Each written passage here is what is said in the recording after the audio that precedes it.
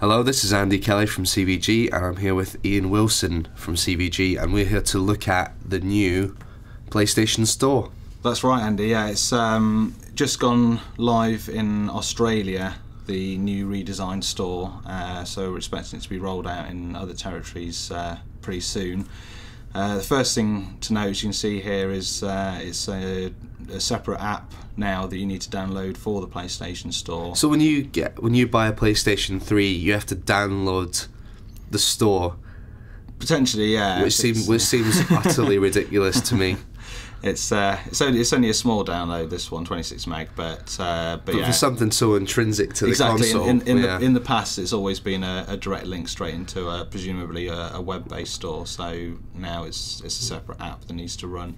Obviously, you only need to do this the first time you run it, but it's something to be aware of. Once it's installed, you'll then boot into the new redesigned store.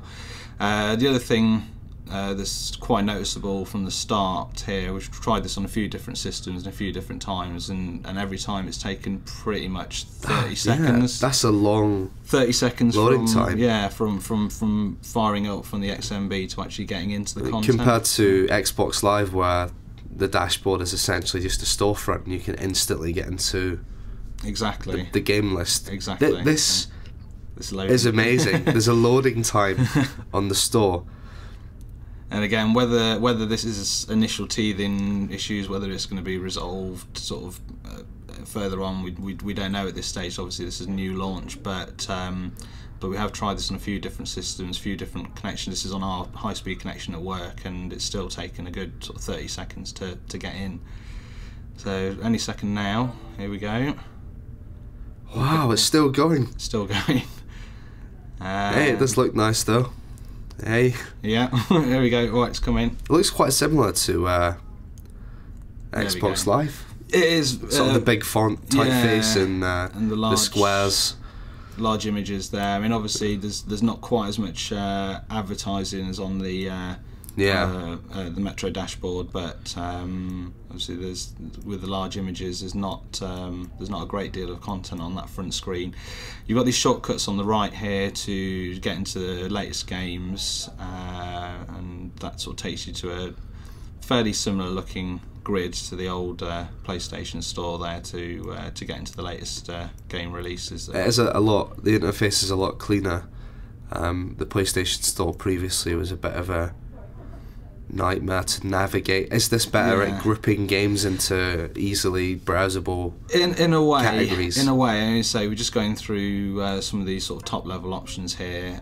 Again, obviously this is based on the Australian store at the moment, so this sort of the content in movies and TV, etc., is going to be different for each region.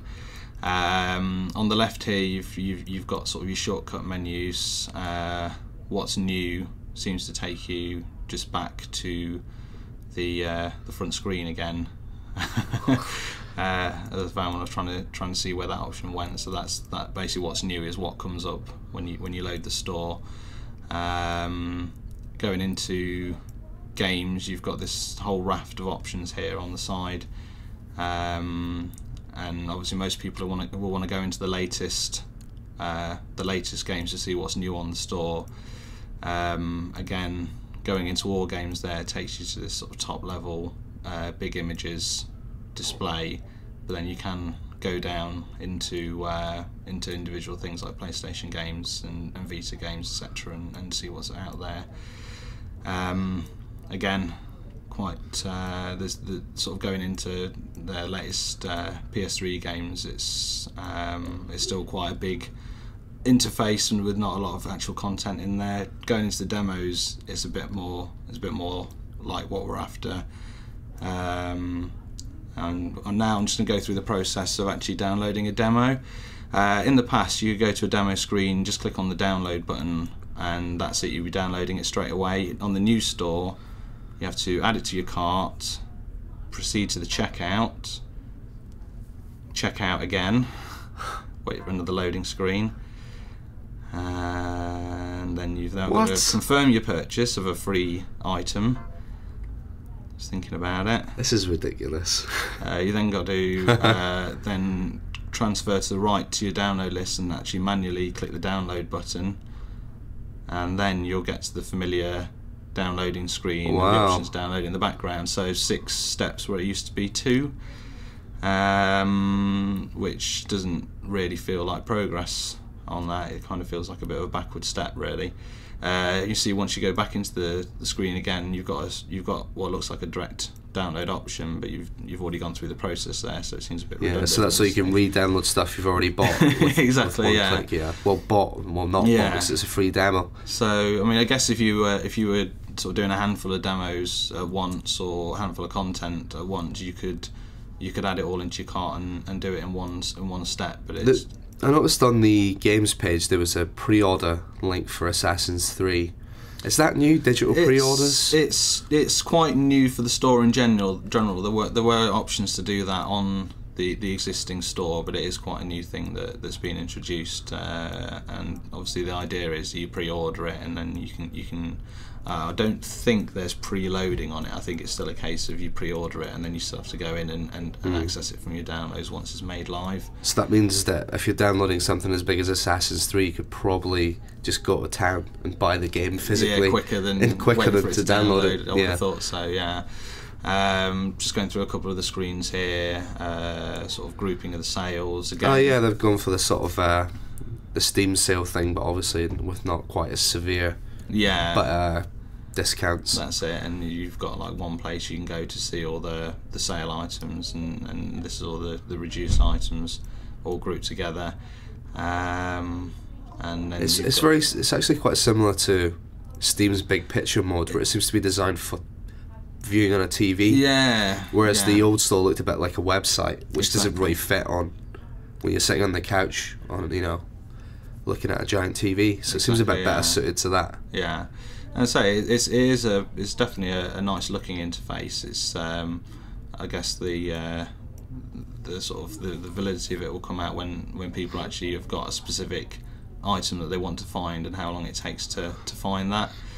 So I've just gone through all the different PlayStation Plus options we've got here. Anyone who's subscribed to PlayStation Plus will be familiar with this already.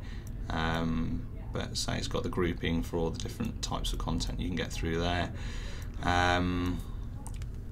I'm just going to go down to the PS3 demos now and just open that up. So here you've got sort of the old grouping categories we had before. This says that it's all the demos available. According to the figure at the top, there's about 250 odd demos available on there to download, and it's all alphabetical. And then further down you've got the classics, PS1 and PS2. There's also a link to get to the minis in there, and then right at the bottom you've got the Vita store, which again, similar look. Wow, $80 Australian for FIFA on Vita. Exactly. I'm not quite sure what the conversion rate is at the moment, but and there's your minis again. Ronnie O'Sullivan's snooker on the mini there is a good investment, I'm sure. Well, that was Zach Bede, Ian Wright. I have no idea what that is. The last thing I'm going to look at is the search option. And this is quite interesting as well, that they've basically done away with the old text entry and gone with a more sort of predictive one letter at a time interface. That if you've used something like VidZone, you'll probably be familiar with this sort of interface.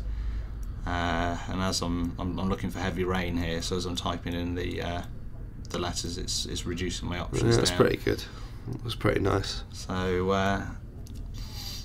yeah, so that's everything that's got heavy in the title to scroll through. So that works pretty well actually. It goes a bit mad here where I try and move across and end up selecting some random letters by mistake. But if I can get back into it again, that's not the one that I wanted. If I go into Heavy Rain,